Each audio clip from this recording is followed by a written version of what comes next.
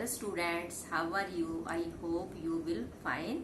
Student, today we will read our chapter. Name is Democratic Republic of Congo, the Equator region. Student, in this chapter we will read about a African country which is Congo. Which continents? Congo continent is Africa. Africa continent से जो हमारा उसके अंदर हमारा country है Congo, जो कि equator reason में है. इक्वेटर है यहाँ पर. ये क्या हमारा अफ्रीका कॉन्टिनेंट और यहाँ पर ये कांगो कंट्री है.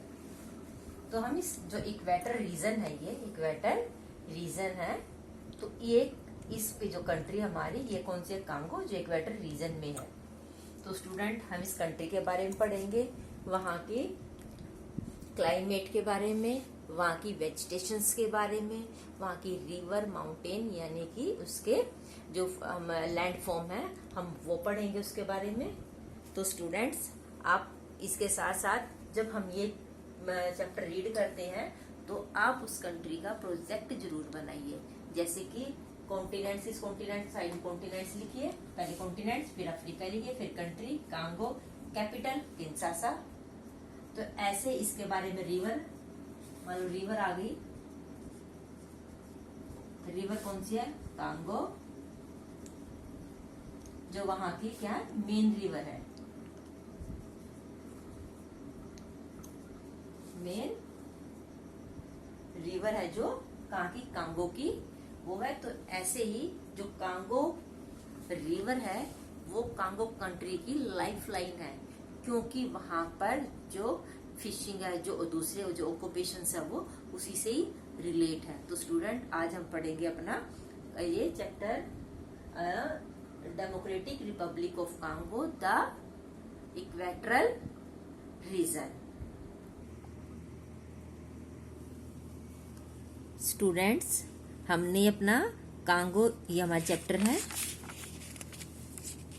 अफ्रीका कॉन्टिनेंट्स में है कांगो. ये हमने इसे कर लिया था नेबर्स कंट्री. जब आप प्रोजेक्ट बनाए तो इसके साथ नेबर्स कंट्री फिल करे. और इसके सेंटर से कौन सी लाइन गई है? इमेजिनरी लाइन, इक्वेटर लाइन गई हुई है. कैपिटल इसकी किंशासा है, ये हमने रीड किया था. और इक्वेटर ही इसको 2 पार्ट में डिवाइड करता है, हमने ये रीड किया था. इसके हाईवे ऑफ सेंट्रल अफ्रीका क्या है? इनकी कांगो रिवर. और जो नाइल रिवर है वो फर्स्ट जो क्या लार्जेस्ट रिवर इन अफ्रीका में है. कौन सी? ये नाइल रिवर. और सेकंड हाईएस्ट रिवर कौन सी है? कांगो. और हाईएस्ट पीक कौन सी है?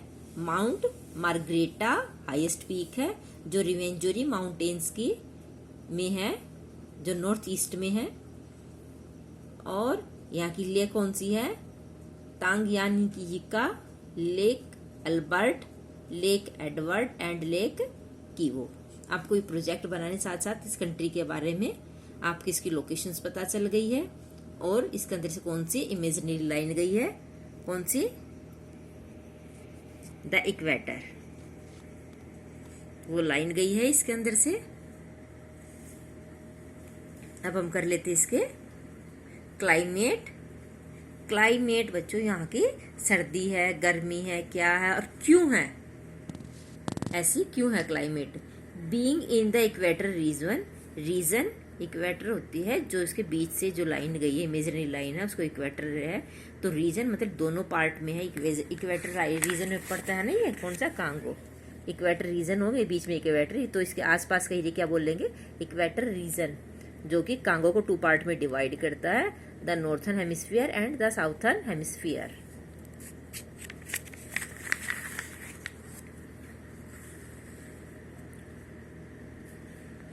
Democratic Republic of Congo has a hot and wet climate.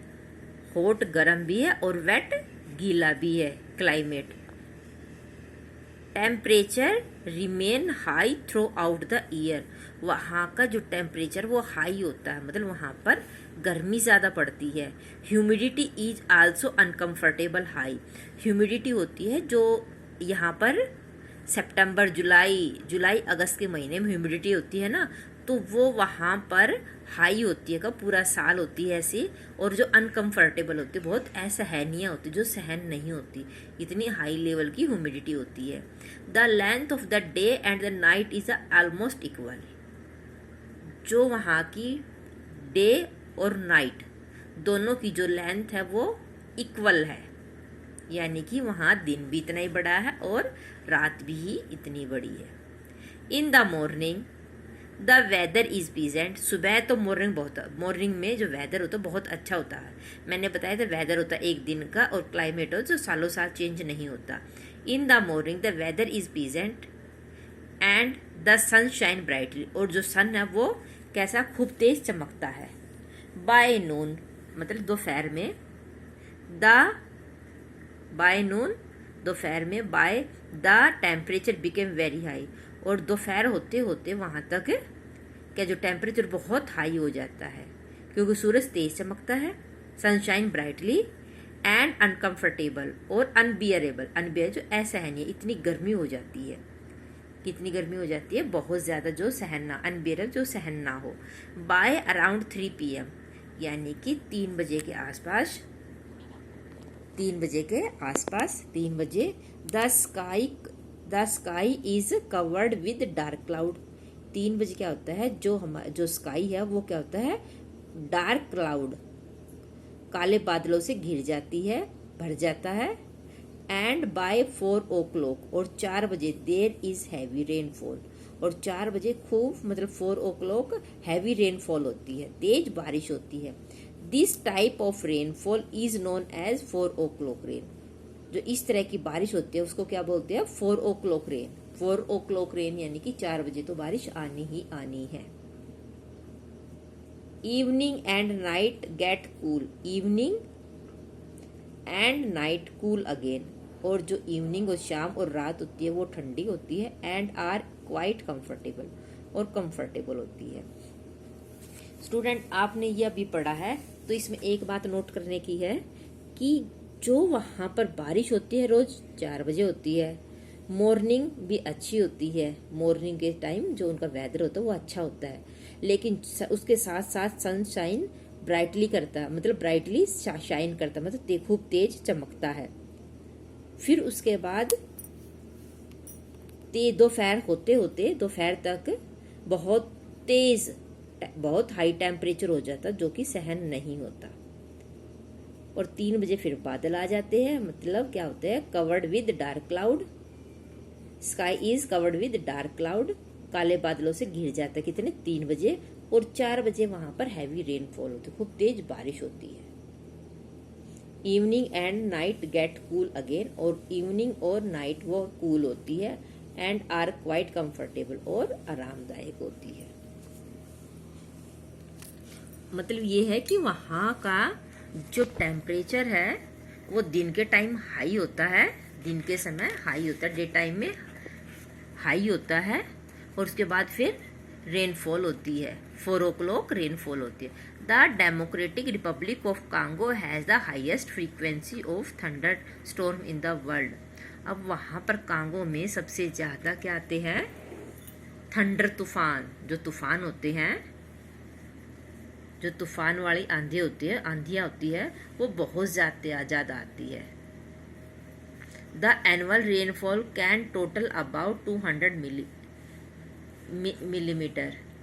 तो वो जो है क्या, वहाँ पर जो एनुअल रेनफॉल है वो कितनी टोटल होती है, 2000 मिलीमीटर यानी कि 80 इंचेस। वहाँ पर बारिश खूब होती है। In India Kerala has this type of climate. India में इस टाइप की क्लाइमेट कहाँ होती है, केरला में होती है। वेजिटेशंस, अब पढ़ लेते हैं वहाँ के पेड़ पौधे वगैरह। वेजिटेशंस में ये चीज़ें आती कि वो वहाँ की वेजिटेशंस कैसी है। Due to hot and wet climate, hot या गर्मी भी है और वेट गीला भी है। क्यों? दोपहर के टाइम के पहले क्या होता है, सनशाइन होता है, बहुत ज़्यादा गर्मी होती है और फिर वेट गीला हो जाता है। कितना 4 o'clock वहाँ पर रेन होती है। Wet climate there is a thick growth of trees, और वहाँ पर ट्रीज की थिक ग्रोथ है, यानी कि खूब ज़्यादा उगते हैं ट्रीज एंड प्लांट, पेड़ पौधे। विच ग्रो वेरी फास्ट, जो कि बहुत तेज जल्दी ग्रो करते हैं, फास्ट ग्रो करते हैं। Thick equatorial forest covered the vast basin of the river, जो रिवर थिक इक्वेटरल फॉरेस्ट, जो इक्वेटर के आसपास की जो फॉरेस्ट है वो कवर करते हैं vast basin of river Ganga, जो रिवर गंगा का बेसिन है उसको कवर करते हैं। मतलब रिवर गंगा के आसपास का जो बेसिन है वो वहाँ पे क्या है, थिक फॉरेस्ट है। These forest have tall trees, और इस फॉरेस्ट में कैसे ट्री है, जो टॉल, जो लंबे लंबे हैं। Which form A short of canopy of leaves, मैं आपको पिक्चर दिखा देती हूँ। ऐसे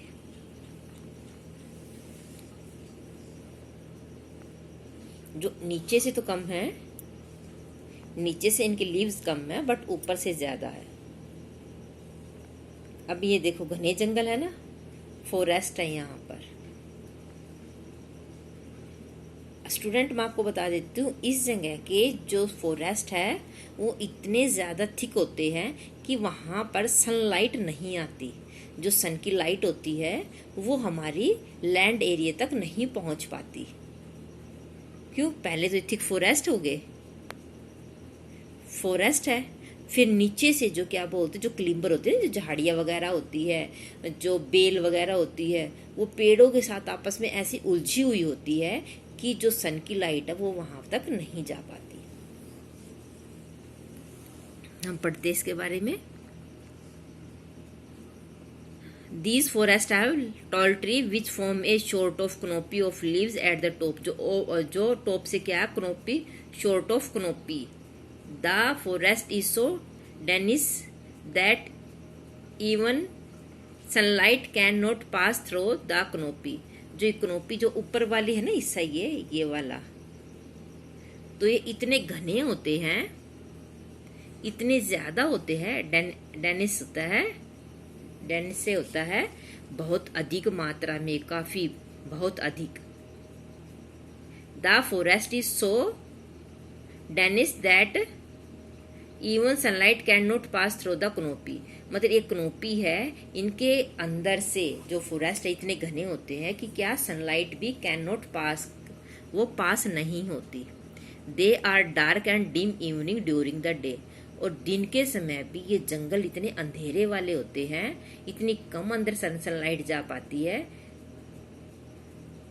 the dense growth of plant and creeper make it difficult to cross them, अब इनको क्रॉस करना भी बड़ा डिफिकल्ट होता है, because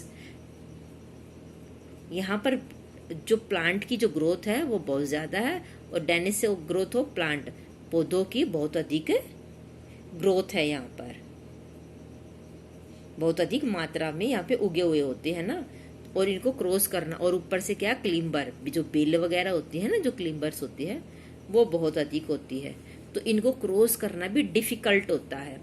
the southern and south west areas of the country have grassland, south और साउथ वेस्ट का है वो एरिया क्या है, ग्रासलैंड है। Thick jungle cover with the vast basin of river Congo, और ये घने जंगल किसको cover, the vast basin of river Ganga, जो रिवर कांगो है उसको क्या है, कवर करते हैं क्या, ये thick forest. The Congo rain forest is the second largest rainfall forest in the world, जो यहाँ के ये फॉरेस्ट है वो वर्ल्ड के सेकंड लार्जेस्ट रेन फॉरेस्ट है। ठीक है स्टूडेंट, हमने आज अपने पढ़ लिया अपना क्लाइमेट की 4 बजे बारिश होती है, वहां पर हॉट एंड वेट क्लाइमेट है, ह्यूमिडिटी बहुत अधिक है, humidity is uncomfortable high, the length of day and night normal है, मॉर्निंग में क्या होता है वहां पर वेदर बहुत अच्छा होता है, सन शाइन करता है, दोपहर में बारिश, दोपहर में के टाइम उनका टेम्परेचर हाई हो जाता है, थर्ड है इसका 3 बजे तेज धूप हो जाती, क्लाउड हो जाते, 4 बजे बारिश हो जाती है। तो स्टूडेंट आज हमने ये पढ़ा है, इसके साथ हम आगे और पढ़ ले, साथ साथ हम रिवाइज करते जाते हैं कि वहाँ की मेन चीज़ें पता चल जाए। अब हम वहाँ के वाइल्ड लाइफ और कर लेते हैं। वाइल्ड लाइफ, जहाँ पर फॉरेस्ट है स्टूडेंट, वहाँ पर वाइल्ड लाइफ जरूर होंगे। और यहाँ के तो वर्ल्ड के सेकंड लार्जेस्ट क्या है, रेन फॉरेस्ट है, यानी कि रेन यानी वर्षा वाले वन है, क्योंकि वहाँ पर तो रोज बारिश होती है, रेन होती है। 4 बजे रोज रेन होगी तो वहाँ पर फॉरेस्ट होंगे। तो वो कौन से जो बारिश से फॉरेस्ट उसको है रेन फॉरेस्ट। वाइल्ड लाइफ होते हैं जंगली जीव। The rain forest of the Congo have great biodiversity and many rare species such as the common chimpanzee, bonobo, the African forest elephant, mountain gorilla, okapi and white rhino. Okapi is the national animal of Democratic Republic of country. Her country का अपना एक अलग national animals होता है। Congo का country का ये क्या नेशनल एनिमल क्या है, ओकापी। क्या है, ओकापी। ये है ओकापी जो वहां का नेशनल एनिमल है। अब जहां पर रेन फॉरेस्ट होगा, मैंने जब ऐसे आपको बताया है, वहीं पर ग्रेट बायोडाइवर्सिटी होगी।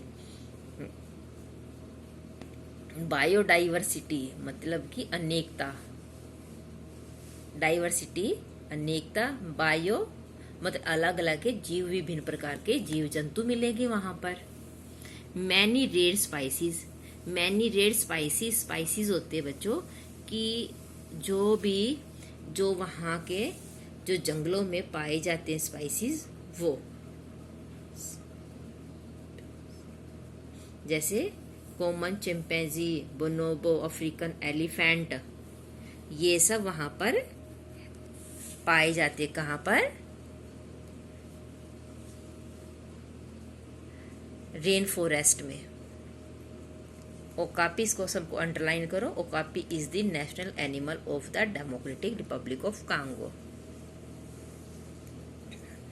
तो स्टूडेंट आज हमने ये पढ़ा है, आप साथ साथ अपना प्रोजेक्ट बनाते जाए।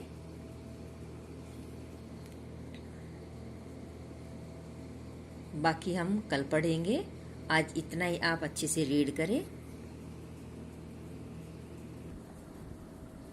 तो स्टूडेंट आज हमने अपना कांगो कंट्री के रिवर्स और वेजिटेशंस, क्लाइमेट ये रीड किया था। आप इसको अच्छे से समझकर ध्यान से सुनना इसको कि एक एक शब्द कैसे आपको बताया गया है, कहाँ पर इसकी क्या मीनिंग बताया गया है। तो आप अपना इसको चैप्टर को ध्यान से रीड कीजिए। Thank you and have a nice day.